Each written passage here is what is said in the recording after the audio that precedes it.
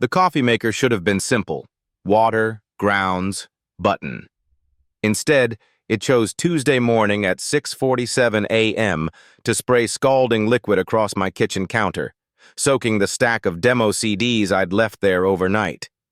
I stood frozen in my boxers and an old Radiohead t-shirt, watching months of work dissolve into brown puddles that dripped steadily onto the linoleum floor. Fuck.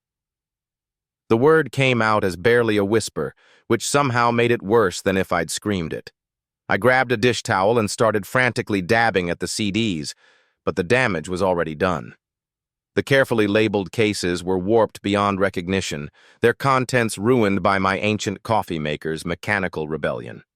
Nathan Torres, 22, aspiring singer-songwriter with delusions of grandeur and a coffee maker apparently possessed by malevolent spirits. This was how I'd introduce myself at parties, if I ever went to parties, which I didn't, because I spent most of my time alone in my cramped apartment creating music that no one would ever hear. I'd been planning to drop off those demos at 3 different studios today, my monthly ritual of hope and inevitable rejection. Now they sat on my counter like soggy tombstones, another casualty in my ongoing war with a universe that seemed determined to keep my music locked away in bedroom recordings and late-night fantasies of being discovered. The coffee maker wheezed and died completely, adding insult to injury. I stared at it with the kind of hatred usually reserved for ex-boyfriends and parking meters, then realized I was now facing a day without caffeine and without any way to present my work to the outside world. The combination felt apocalyptic. My phone buzzed against the counter, somehow having survived the coffee catastrophe. A text from my friend Mika. Studio session at 2 p.m. got moved to 4 p.m. Gabriel's running late from another booking. Don't be nervous, he's actually really cool. Gabriel. I'd been trying not to think about him all week, ever since Mika had somehow convinced him to listen to one of my songs. Gabriel Martinez was a legend in the local music scene, a sound engineer whose studio had produced some of the most haunting, beautiful records to come out of our city in the past decade. The fact that he'd agreed to meet with me felt like a miracle, and now I was going to show up looking like someone who couldn't even operate basic kitchen appliances. I spent the next 20 minutes cleaning up the coffee disaster and the following 2 hours pacing around my apartment trying to decide what to wear to meet someone who could potentially change my life. Everything in my closet looked wrong, too eager, too casual, too much like I was trying to be someone I wasn't. Finally, I settled on dark jeans and a black button-down shirt, the kind of outfit that could pass for professional while still allowing me to retreat into anonymity if things went badly. The studio was located in a converted warehouse on the east side of the city, the kind of neighborhood that had been industrial 20 years ago and was now filled with artists, musicians, and 20-somethings who couldn't afford to live anywhere else. I'd driven past the building dozens of times, always wondering what it would be like to work inside those brick walls where real music got made. I arrived 15 minutes early because I was the kind of person who showed up early to everything, a habit that had more to do with anxiety than punctuality. The exterior of the building was nondescript, weathered brick and industrial windows that gave no hint of what lay inside. A small sign by the door read, "Resonance Studios," in simple black lettering. The lobby was dimly lit and decorated with framed album covers, most of which I recognized from my own record collection. The receptionist, a woman in her 30s with purple hair and multiple piercings, looked up from her computer with a smile that seemed genuine rather than professional. "You must be Nathan," she said. "I'm Sarah. Gabriel's just finishing up with another client, but he should be ready for you in about 10 minutes. You can wait here, or I can show you around if you want to see some of the other studios." "I'll wait, thanks." I settled into a leather chair that had probably cost more than my monthly rent and tried to calm my nerves by studying the album covers on the walls. Each one represented someone's dreams made manifest, their most vulnerable creative moments transformed into something permanent and shareable. I wondered if my music would ever deserve that kind of treatment, or if I'd spend the rest of my life creating songs that lived and died in my bedroom. The sound of a door opening interrupted my spiral of self-doubt, followed by voices saying goodbye and footsteps in the hallway. A moment later, a man appeared in the lobby, tall, probably late 30s, with dark hair that looked like he'd been running his fingers through it and eyes that seemed to take in everything at once. He wore a simple black t-shirt and jeans, but something about the way he carried himself suggested confidence earned rather than performed. "Nathan?" His voice was deeper than I'd expected, with a slight rasp that made me think of late nights and too much coffee. "I'm Gabriel." I stood up, probably too quickly, and immediately felt like an overeager kid meeting his hero. "Hi. Thank you so much for agreeing to meet with me. I know how busy you must be." Gabriel's smile was warm but measured, like he was still making up his mind about me. "Mika played me your demo. Hollow Spaces. It's a good song. Thank you." The words came out quieter than I'd intended. Having Gabriel Martinez say my song was good felt surreal, like receiving praise from someone whose opinion actually mattered. "Come on back, let's see what we can do with it." I followed Gabriel through a maze of hallways lined with gold and platinum records, past several smaller studios where other musicians were working. The sound of different sessions leaked through the walls, a drum kit being tuned here, a guitar solo being worked out there, the kind of creative energy that made me feel both inspired and intimidated. Gabriel's studio was larger than I'd expected, with high ceilings and acoustic panels that gave the space a warm, intimate feel despite its size. The mixing board looked like something from a spaceship, all glowing buttons and sliding faders that probably cost more than my car. But it was the way Gabriel moved around the room that impressed me most. He touched each piece of equipment like he understood its soul, like he and the machines had developed a language that didn't require words.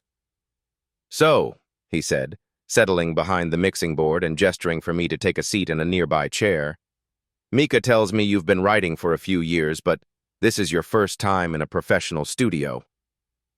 "Yeah." I felt heat rise to my cheeks, embarrassed by my obvious inexperience. "I've been recording everything on my laptop with a USB mic I bought at a pawn shop. It's not exactly high-tech.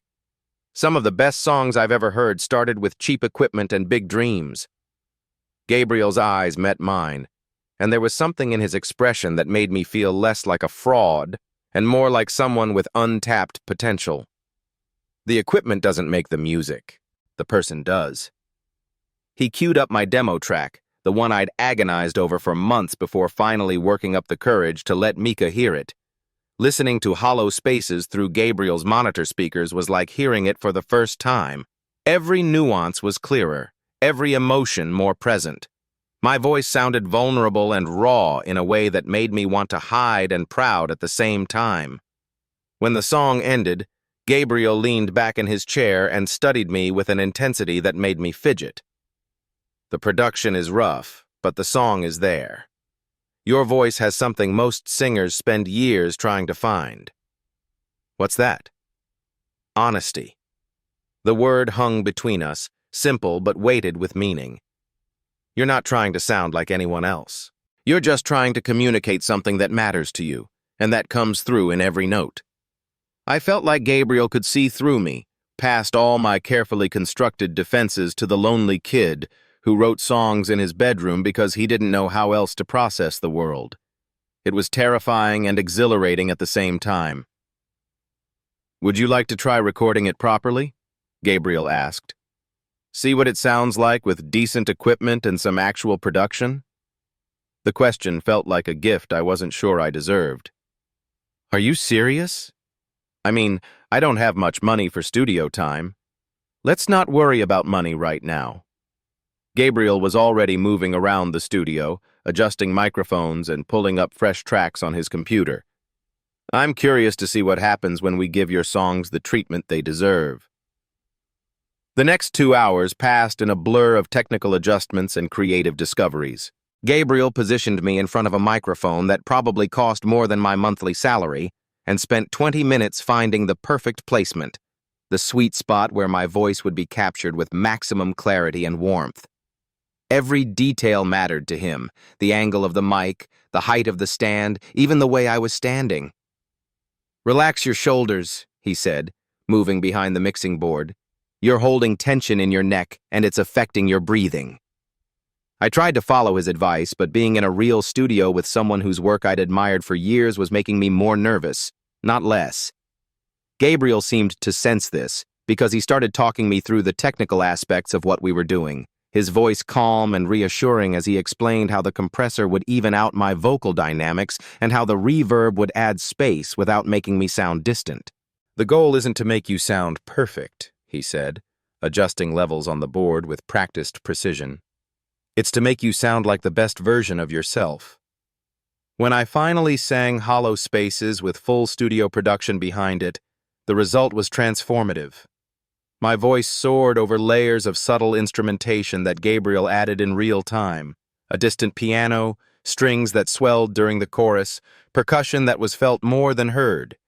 It was still recognizably my song, but elevated into something that felt worthy of radio play, of being heard by strangers who might connect with its message of isolation and hope. Jesus, I breathed when we played it back. Is that really me? Gabriel smiled, and for the first time since I'd met him, it reached his eyes. That's what I hear when I listen to your demo. The potential was always there. We just gave it room to breathe. We spent another hour fine-tuning the mix, Gabriel explaining his choices as he made subtle adjustments to EQ and effects. He had a way of describing technical concepts that made them feel artistic rather than mechanical, like he was painting with sound rather than just manipulating audio files. The low end is the foundation, he said, boosting certain frequencies in the bass. If that's not solid, everything else falls apart. But the mid-range is where the emotion lives. That's where your voice sits, where people connect with what you're feeling. I found myself moving closer to the mixing board, fascinated by the way Gabriel's hands moved across the controls like a pianist playing a complex piece. He was completely absorbed in the process, his usual measured demeanor replaced by something more passionate and immediate. This was clearly where he felt most alive, in the space between technical precision and creative intuition. Can I ask you something? I said during a brief pause in our work. Sure. How did you know you wanted to do this? Engineering, I mean. Most musicians want to be on the other side of the glass. Gabriel's hands stilled on the faders, and something shifted in his expression. I was a musician first. Guitar, mainly. Spent my 20s in bands that were always just about to make it, you know? Always one break away from the big time. What happened? Life. Responsibilities. The realization that I was better at bringing out the best in other people's music than I was at creating my own. Gabriel's voice carried a note of something that might have been regret. I discovered I had an ear for what songs needed to reach their potential, and eventually that became more important to me than my own aspirations. There was more to the story. I could hear it in the careful way he chose his words, but I didn't push. Instead, I said, "Well, you're incredibly good at it. This sounds better than anything I imagined when I wrote it. That's because you have good instincts. My job is just to help people hear what's already there." Gabriel looked at me directly, and I felt that same intensity I'd noticed earlier. You have something rare, Nathan. A voice that doesn't sound manufactured or calculated. In an industry full of people trying to fit into predetermined categories, you sound like yourself. The compliment hit me deeper than it should have, probably because I'd spent so many years feeling like my music didn't fit anywhere. Like I was too alternative for mainstream success, but not polished enough for the indie scene. Gabriel's validation felt like permission to stop apologizing for who I was as an artist. Would you be interested in working on more songs? Gabriel asked, beginning to save our session files. I'd like to hear what else you've been writing. I have about 20 songs at various stages of completion, I said, trying not to sound too eager. Most of them are just voice and acoustic guitar, but I think they could work with fuller arrangements. Bring me 3 of your favorites next time. We'll see which ones want to be developed further. Next time. The words sent a thrill through me that I tried to keep off my face. Gabriel Martinez wanted to work with me again, wanted to hear more of my music and help me figure out how to present it to the world. It felt like the beginning of something I'd been hoping for since I'd first picked up a guitar. We spent a few more minutes finalizing the mix, Gabriel burning the song to a CD and handing it to me like he was presenting a diploma. Take this home, live with it for a few days. See how it feels when you're not in the studio environment. I held the CD carefully, afraid it might disappear if I wasn't gentle enough. Thank you.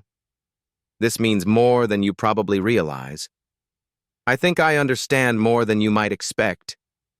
Gabriel's smile was warm, but tinged with something melancholic. I remember what it felt like to have someone believe in my music enough to spend time making it better. We began the process of shutting down the studio, Gabriel moving through his equipment with the same methodical care he'd shown during our session. I watched him work, noting the way his hands lingered on certain pieces of gear like he was saying goodnight to old friends. There was something almost ritualistic about it, like he was honoring the tools that helped him create magic for other people. "Can I ask you something else?"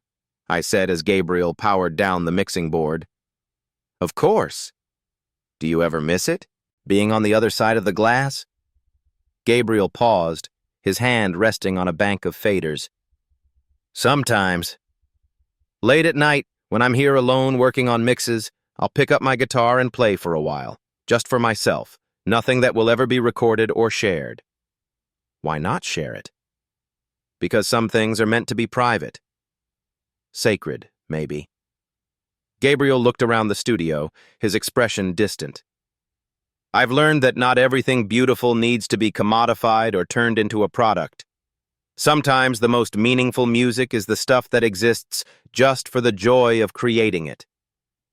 His words resonated with something deep in my chest, a feeling I recognized but had never been able to articulate.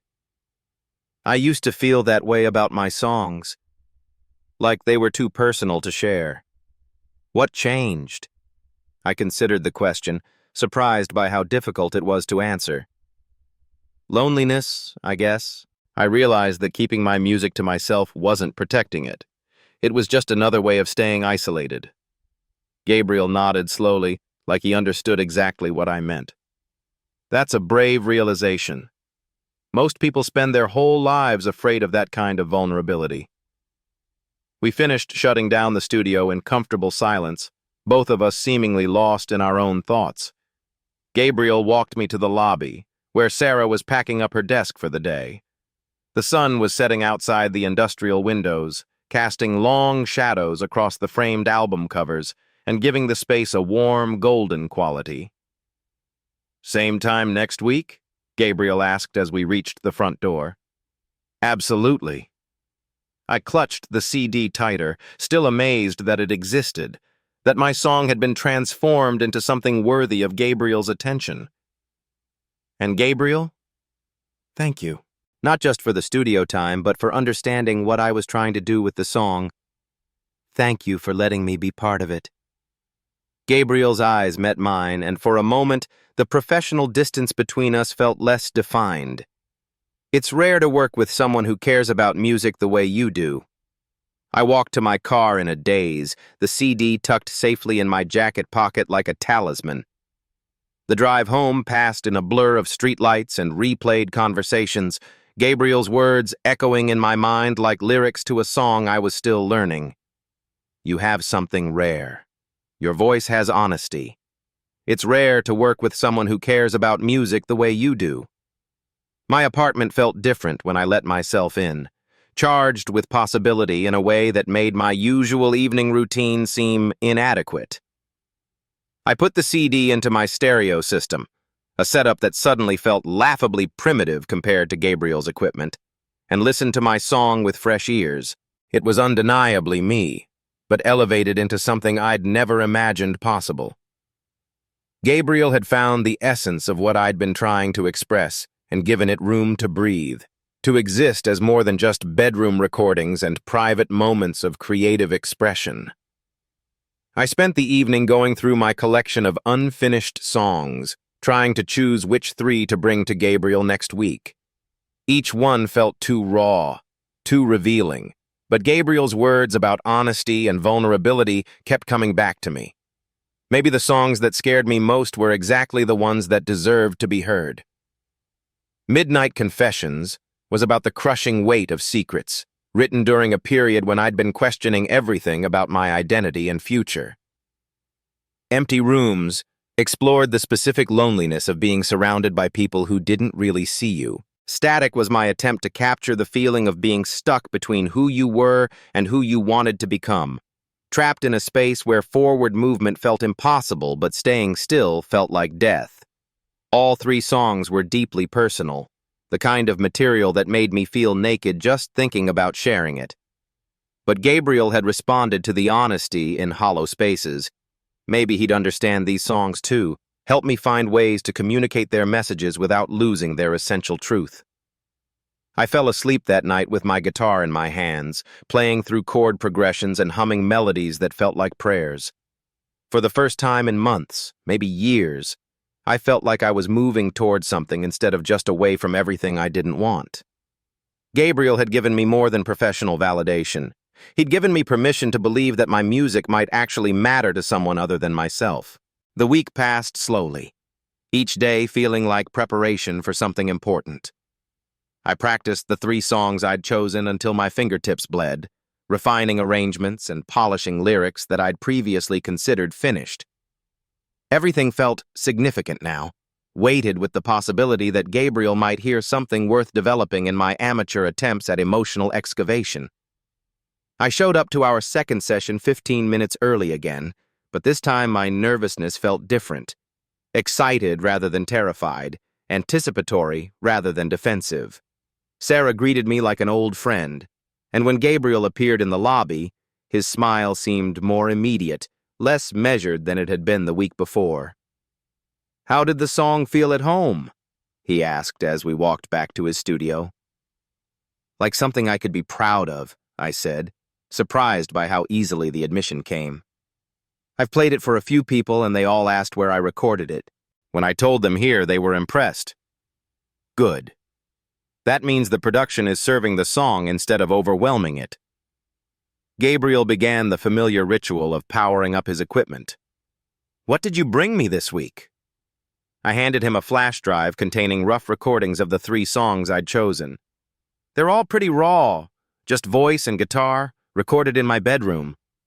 Gabriel loaded the files and listened to each song in its entirety, his expression neutral but attentive.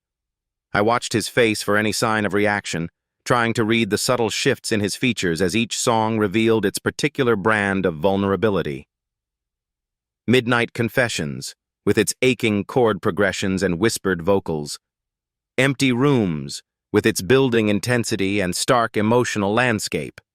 Static, with its restless energy and questions that had no easy answers. When the last song ended, Gabriel sat back in his chair and looked at me with something that might have been surprise. "These are more mature than I expected, more complex, both musically and lyrically. Is that good or bad?" "It's honest, which is what makes them work." Gabriel turned back to his computer, pulling up the files. "Let's start with Empty Rooms. I think that one has the most potential for full production." The next few hours passed in a creative haze that felt more like collaboration than instruction. Gabriel didn't just engineer the sound, he helped me discover what each song was really about, what emotional core we needed to support with our technical choices. For Empty Rooms, he suggested a sparse arrangement that would emphasize the isolation in the lyrics, building slowly to a cathartic finale that felt earned rather than imposed. "The space between the notes is as important as the notes themselves," he explained as we worked on the vocal arrangement. "Sometimes what you don't say is more powerful than what you do." I found myself studying Gabriel as much as I listened to his technical advice. The way he moved around the studio, the unconscious habits he'd developed after years of working with sound, the moments when he'd close his eyes and just listen with his whole body.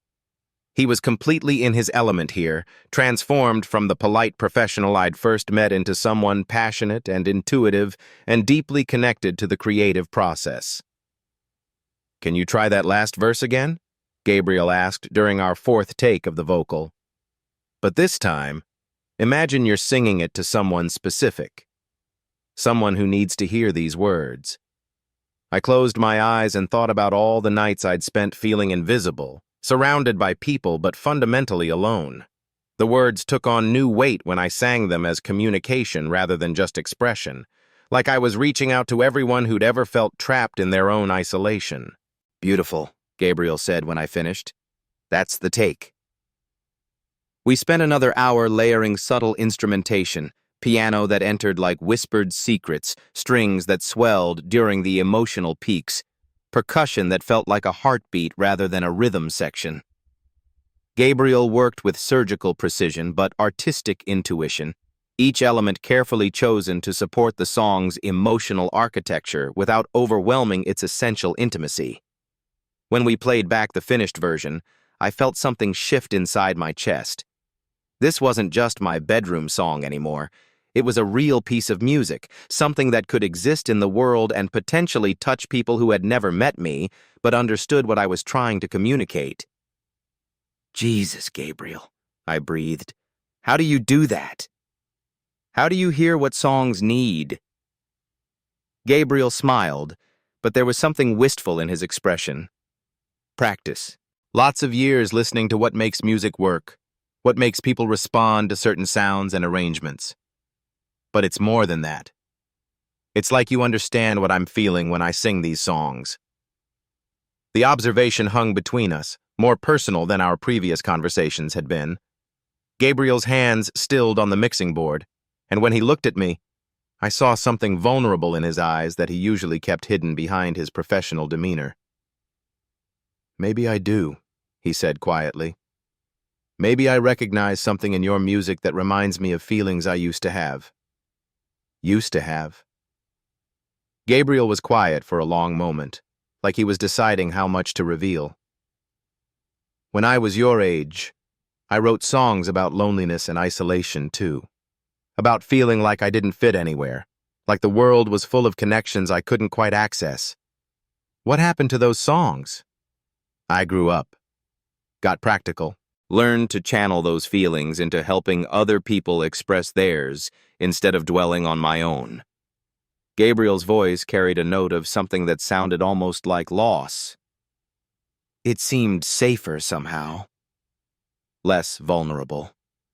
I wanted to ask more questions, to understand the story behind Gabriel's carefully constructed professional distance, but something in his posture suggested I was approaching territory he wasn't ready to explore, at least not yet. Well, I said instead, I'm grateful that those experiences help you understand what I'm trying to do. So am I. Gabriel began saving our session files, the familiar ritual that signaled our time was coming to an end. Next week, let's work on Midnight Confessions. I think that one could be even more powerful than what we did today. I gathered my things reluctantly, already dreading the return to my ordinary life outside the studio's magical creative bubble. Working with Gabriel felt like glimpsing a version of myself I'd never imagined possible, more confident, more articulate, more worthy of being heard. Gabriel, I said as we reached the lobby, can I ask you something that might be too personal? He paused, his hand on the door handle. You can ask. I might not answer, but you can ask. Do you ever get lonely? I mean, you work with musicians all the time, but it seems like you're always the one helping other people express their feelings instead of expressing your own. The question seemed to catch Gabriel off guard, and for a moment his carefully maintained composure slipped entirely. I saw something raw and unguarded in his expression, a loneliness that matched my own but had been buried under years of professional success and emotional self-control. Yes, he said simply, more than I usually let myself admit. The honesty in his voice made my chest feel tight. Here was this accomplished, talented man who had achieved everything I dreamed of, and yet he understood exactly what I meant when I sang about empty rooms and midnight confessions. Success hadn't insulated him from the fundamental human need for connection. for being seen and understood by someone who mattered. "I'm sorry," I said. "I didn't mean to pry." "You weren't prying. You were being honest, which seems to be your default setting." Gabriel's smile was soft, almost grateful. It's refreshing, actually. Most people don't ask questions that matter. We stood there for a moment in the lobby's golden light, surrounded by the album covers of artists who had found ways to transform their loneliness into something beautiful and shareable. The silence between us felt charged with possibility, electric in a way that made me hyper-aware of Gabriel's presence, of the way he was looking at me like he was seeing something he hadn't noticed before.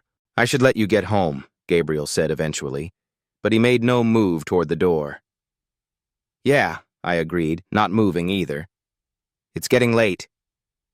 But neither of us seemed ready to break the spell of the moment, to return to our separate lives and the carefully maintained distances that kept us safe from the kind of vulnerability we'd been exploring through music. I found myself cataloging details I wanted to remember later. The way the lobby's lighting caught the silver threads in Gabriel's dark hair, the slight nervousness in his usually steady hands, the way he was looking at me like I was a puzzle he was still trying to solve. "Nathan," Gabriel said, and something in his voice made me look up to meet his eyes directly. For a moment, the professional distance between us disappeared entirely, replaced by something raw and immediate and terrifying in its intensity. He hesitated, like he was weighing words that could change everything between us. The silence stretched out, heavy with unspoken possibilities, and the kind of tension that made ordinary moments feel cinematic, charged with meaning that neither of us was quite ready to acknowledge. Finally, Gabriel took a small step closer, close enough that I could smell his cologne and see the flecks of gold in his brown eyes. When he spoke, his voice was softer than I'd ever heard it, intimate in a way that made my pulse quicken. "You don't have to go yet, if you don't want to."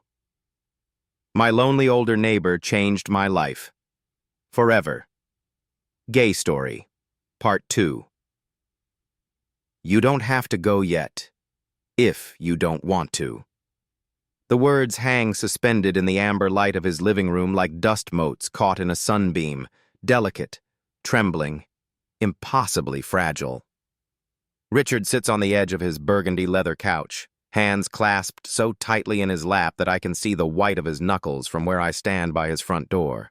The vulnerability in his voice cuts through the comfortable silence we've been sharing all evening, sharp and clean and utterly unexpected. My hand freezes on the brass doorknob, the metal cold beneath my palm despite the warmth that's been building in my chest for the past 3 hours. Outside, the November rain has intensified into something more serious.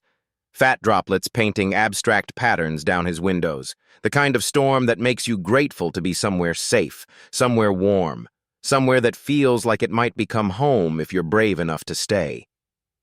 I turn to face him fully, taking in the careful way he's arranged himself on the couch as if he's trying to appear casual while every line of his body screams nervous anticipation. His graying hair catches the light from the table lamp beside him, and I really notice, how the deep blue of his sweater brings out the warmth in his hazel eyes. Eyes that are watching me with a mixture of hope and terror that makes my ribs feel suddenly too small for my expanding lungs. The word catches in my throat like a stone. I've been having dinner with Richard twice a week for the past month, ever since that first evening when I helped him carry groceries up his front steps and he invited me in for coffee that turned into conversation, that turned into something I couldn't quite name but desperately didn't want to end. But this feels different. This feels like standing at the edge of a cliff, knowing that the only way forward is to jump and trust that there's something solid waiting to catch me on the other side.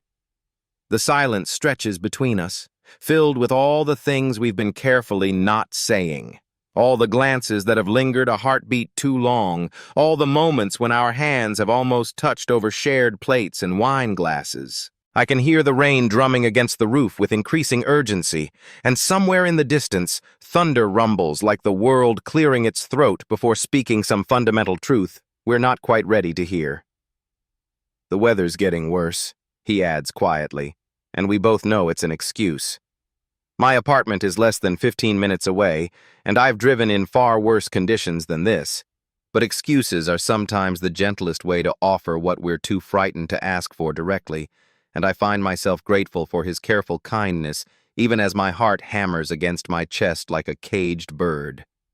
I let my hand fall away from the door handle. The soft click as it settles back into place seems to echo through the room with the weight of a decision that will change everything. Though I don't fully understand that yet. I only know that the thought of leaving him alone in this beautiful, achingly empty house makes something twist painfully behind my sternum.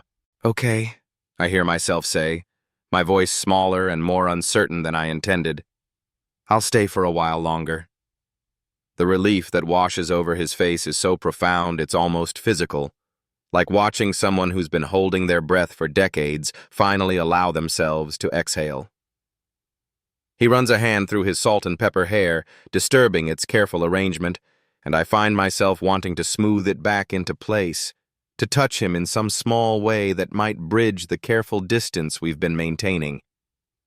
Thank you, he says, so quietly I almost miss it over the sound of rain against glass. I mean, with the storm and all. Thank you.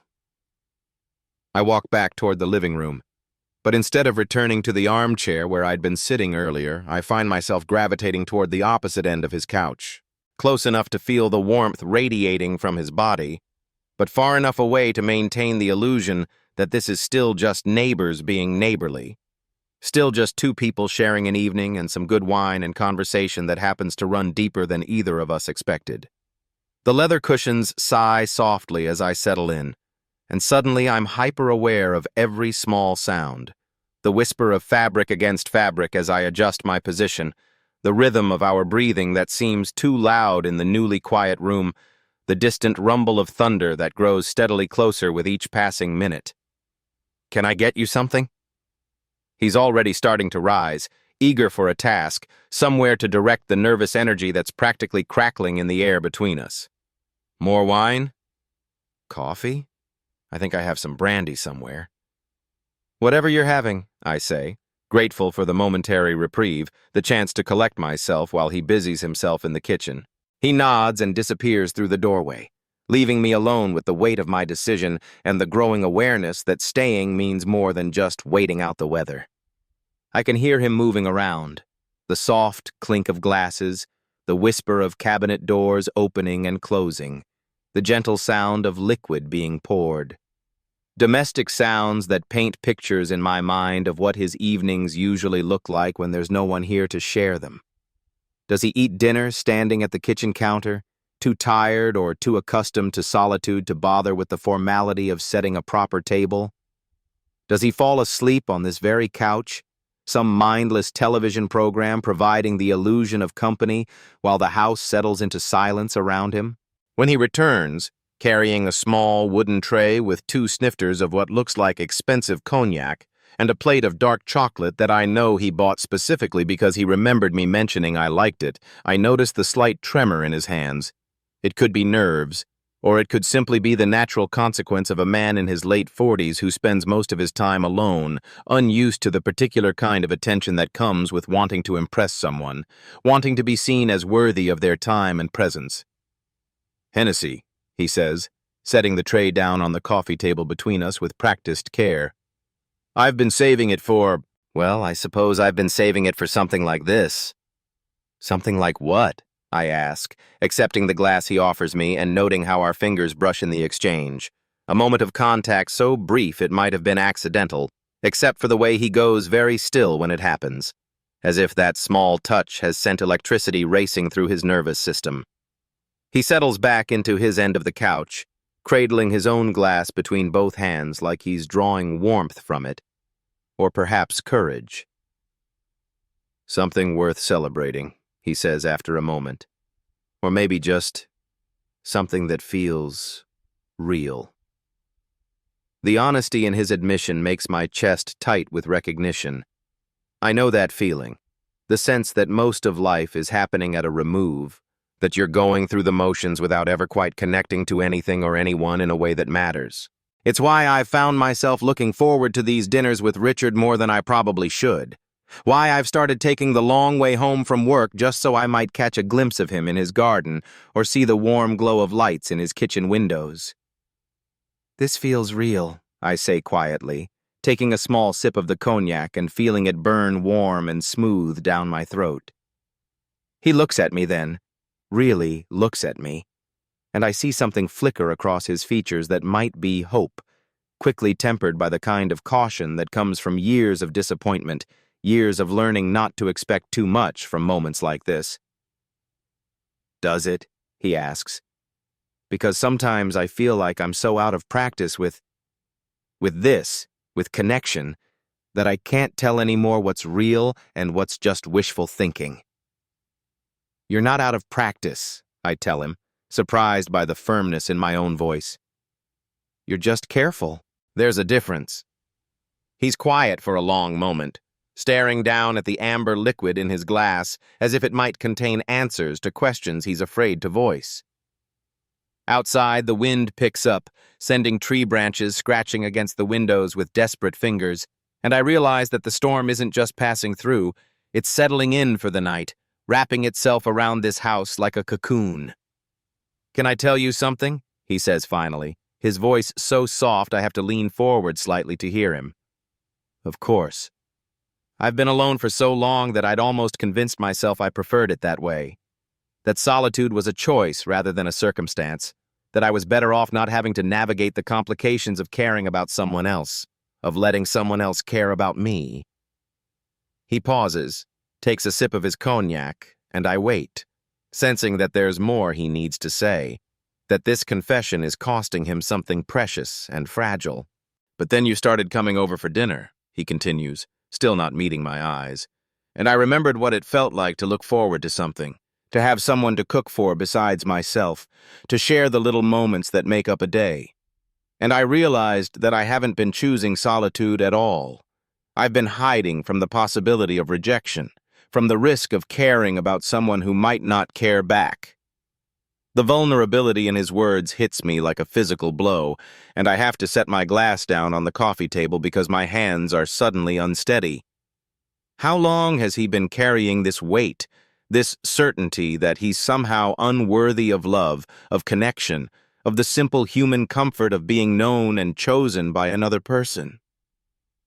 "Richard," I say, his name a prayer on my lips, and he finally looks up at me.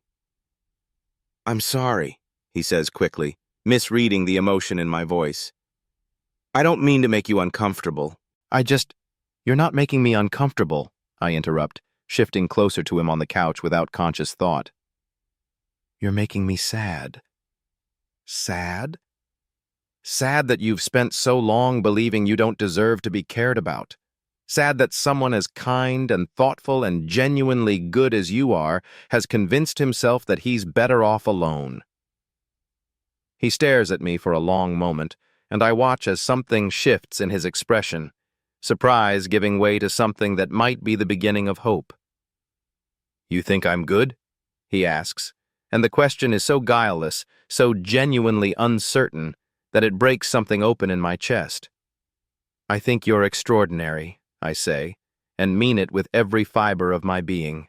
"I think you're the kind of person who remembers that someone likes dark chocolate and keeps a bottle of good cognac for special occasions and asks neighbors to stay when storms roll in because you understand that sometimes the weather outside is nothing compared to the weather in someone's heart."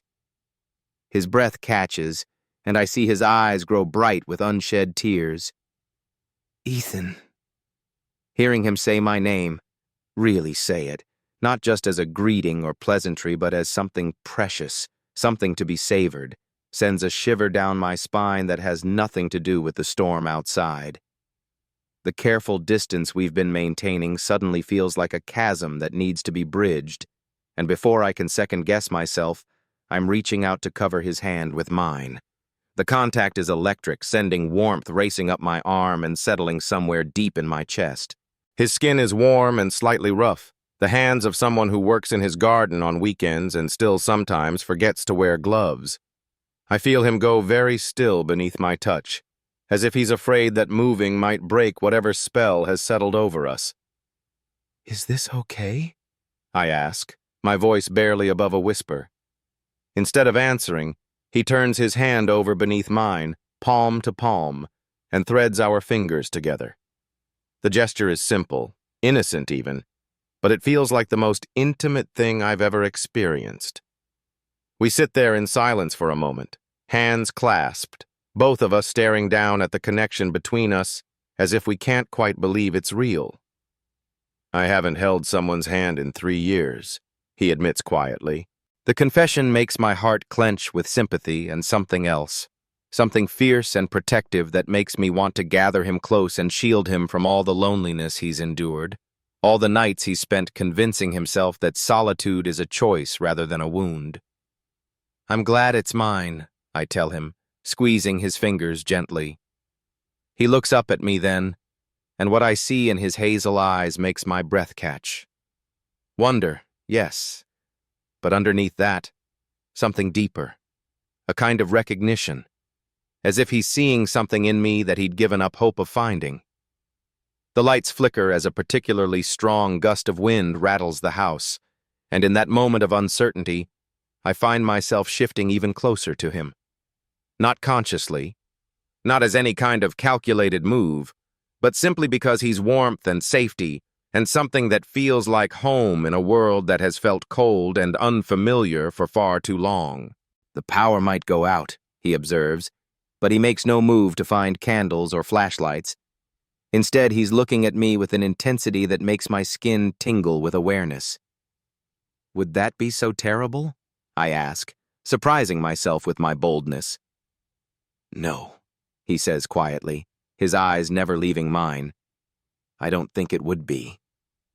Another flash of lightning illuminates the room, and in that brief moment of stark clarity, I see him as if for the first time. Not as Richard the neighbor, not as the quiet, solitary man who tends his garden alone, but simply as himself. Vulnerable and hopeful and beautiful in a way that has nothing to do with conventional attractiveness and everything to do with the quality of attention he gives, the careful way he listens, the gentleness with which he moves through the world. When the darkness returns, it seems deeper than before, more intimate. The storm is directly overhead now, and each crack of thunder makes us both startle slightly, then share a quiet laugh at our own reactions.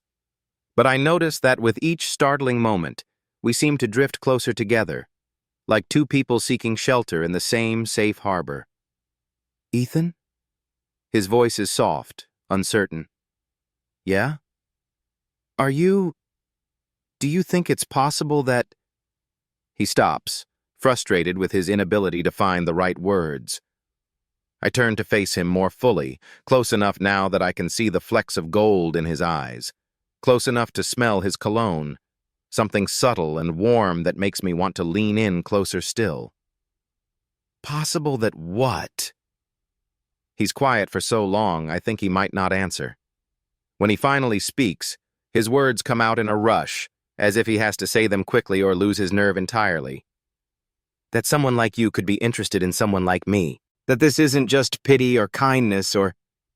I silence him by moving closer still, close enough that our knees are touching, close enough that I can feel the warmth radiating from his body.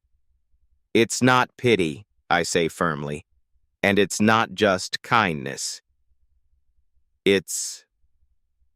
I struggle to find words that can encompass the complexity of what I'm feeling. The way my heart races when I see his number on my phone, the way I've started looking forward to Tuesday and Thursday evenings with an intensity that probably should worry me. The way being near him makes me feel more like myself than I have in years. It's what? He prompts gently. It's wanting, I say finally, the word hanging in the air between us like a confession. It's wanting to know everything about you, wanting to be the person you think about when you're making dinner for two instead of one, wanting to be worth the good cognac and the chocolate you remember I like. His free hand comes up to cup my cheek, fingers trembling slightly as they trace the line of my jaw. You are, he whispers. You're worth all of that and more. The tenderness in his touch, in his voice, undoes me completely. I lean into his hand, closing my eyes and letting myself feel, really feel, for the first time in longer than I can remember. This is what I've been searching for without even knowing I was looking. This sense of being seen, of being chosen, of mattering to someone who matters to me in return. Can I? He starts, then stops, his thumb brushing across my cheekbone. Can you what? Can I kiss you? The question is so quietly asked, so carefully hopeful, that it makes my heart turn over in my chest. Instead of answering with words, I close the distance between us, bringing my lips to his in a kiss that's gentle, tentative, full of question marks and careful exploration. He tastes like cognac and possibility, and when he sighs softly against my mouth, I feel something that's been tightly wound in my chest for months finally begin to loosen. The kiss deepens slowly, naturally, his hand sliding from my cheek to tangle in my hair while my own hands find the soft wool of his sweater, anchoring myself to this moment, to him, to the sudden certainty that this is exactly where I'm supposed to be. When we finally break apart, both of us breathing harder, he rests his forehead against mine and closes his eyes. I can't believe this is happening, he whispers. Good unbelievable or bad unbelievable? I ask, suddenly needing the reassurance. His eyes open, meeting mine, and the smile that spreads across his face is like sunrise after a long night, transformative, beautiful, full of promise. The best kind of unbelievable, he says. The kind that makes me think maybe I haven't been as good at being alone as I thought I was. I laugh softly, understanding exactly what he means. Maybe we both needed practice at being together. Maybe we did. He tugs gently on my hand, and I let him pull me closer until I'm curled against his side, my head resting on his shoulder, and one hand spread across his chest, where I can feel his heart beating steady and strong beneath my palm. He wraps his arms around me, and I think I've never felt safer, more wanted, more perfectly at home than I do in this moment. We stay like that as the storm rages outside, neither of us speaking, just breathing together and marveling at how natural this feels, how right. His fingers trace idle patterns on my back, and I find myself pressing small kisses to the column of his throat, tasting salt and warmth and the promise of everything I didn't know I was looking for. I should probably call in sick tomorrow, I say eventually, my words muffled against his neck. Should you? He asks, and I can hear the hope in his voice. I don't want this to end, I admit. I don't want to wake up tomorrow and pretend this was just one evening, just neighbors riding out a storm together. His arms tighten around me, and I feel him press a kiss to the top of my head. It doesn't have to end, he says quietly. It doesn't have to be just one evening. I lift my head to look at him, searching his face for any sign of doubt or reservation. Instead, I find only warmth, only certainty, only the kind of quiet joy that comes from finally finding something you'd given up hope of having. What are you saying? I'm saying that for the first time in 3 years, I don't want to be alone. I'm saying that I'd like to wake up tomorrow morning and make you breakfast and maybe spend the day learning all the things I don't know about you yet. I'm saying... He pauses, takes a breath. I'm saying I think I'm falling for you, and it terrifies me and thrills me in equal measure. The honesty in his confession takes my breath away. I'm falling for you too, I tell him, the words easier to say than I expected.